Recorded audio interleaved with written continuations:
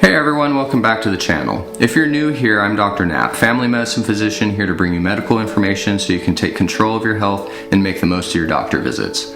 Today, we're talking about a condition that affects millions of people worldwide, obstructive sleep apnea. It's more common than you might think, and what's even more concerning is that many people don't even know they have it. So, if you've ever been told that you snore loudly, if you wake up feeling exhausted, or if you struggle with daytime sleepiness, this video is for you. I'll be covering what sleep apnea is, why it happens, how it affects your health, and most importantly, how it can be managed. Because trust me, ignoring sleep apnea can lead to serious health problems.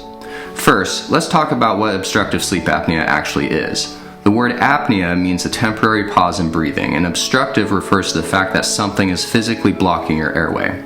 When you fall asleep, your muscles relax, including the muscles in your throat. For some people, this relaxation causes the soft tissues in the back of the throat to collapse, blocking airflow.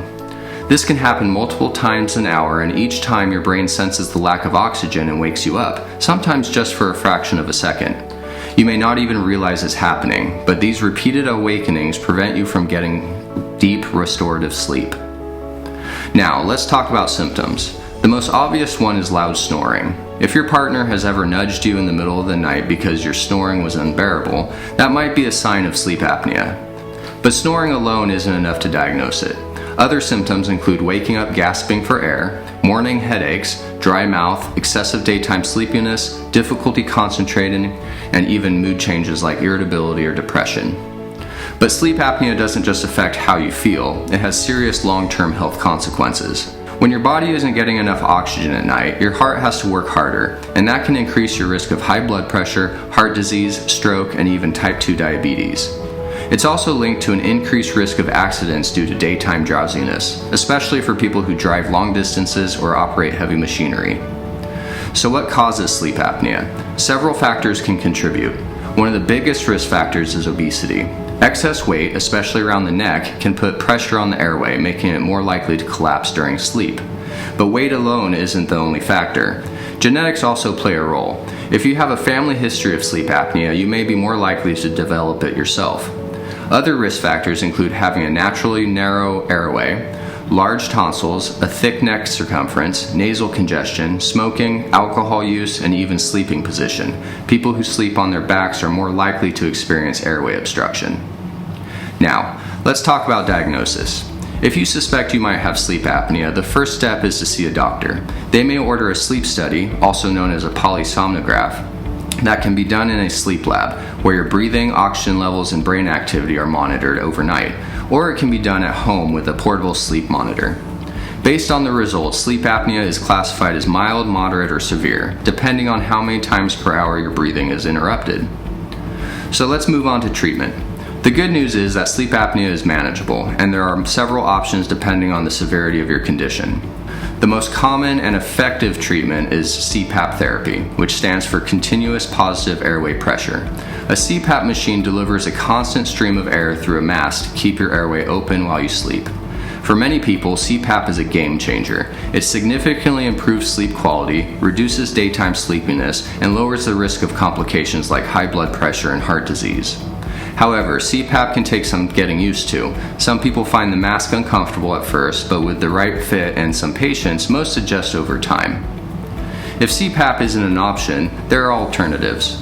One is a mandibular advancement device, which is a custom-fitted mouthpiece that helps keep the airway open by pushing the jaw slightly forward. These devices are especially helpful for people with mild to moderate sleep apnea and are often prescribed by dentists who specialize in sleep medicine. For some individuals, lifestyle changes can make a big difference. If you're overweight, losing even a small amount of weight can significantly reduce the severity of sleep apnea. If you would like more information on obesity and weight loss, see my video. Regular exercise, even if it doesn't lead to weight loss, can help improve muscle tone in the airway and reduce symptoms. Avoiding alcohol and sedatives before bedtime is also important because these substances relax the throat muscles, making obstruction more likely. Changing your sleep position can also help. Sleeping on your side rather than your back can reduce the likelihood of airway collapse. In more severe cases or when other treatments don't work, surgery may be an option. Surgical procedures can involve removing excess tissue from the throat, repositioning the jaw, or even implanting a device that stimulates the tongue to keep the airway open. However, surgery is usually considered a last resort after other treatments have been tried.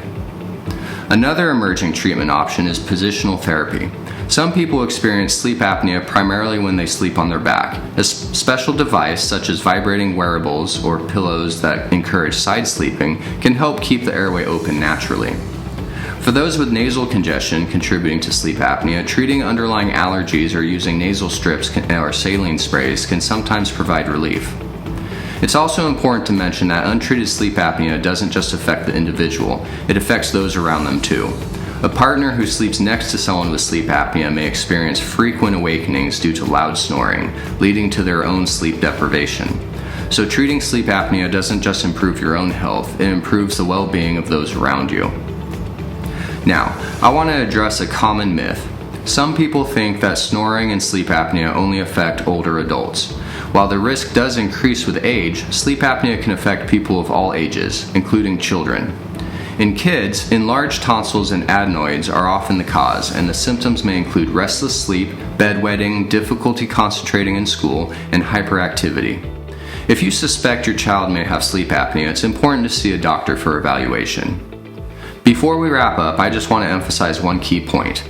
If you suspect you have sleep apnea, don't ignore it. Many people go years without a diagnosis, chalking their fatigue up to a busy lifestyle or stress. But untreated sleep apnea can have serious consequences, and the sooner it's addressed, the better your long-term health will be. If you found this video helpful, please give it a thumbs up and consider subscribing for more health-related content. If you have any questions or personal experiences with sleep apnea, I'd love to hear about them in the comments below. Thank you for watching. As always, take care of yourself and make the most of your day.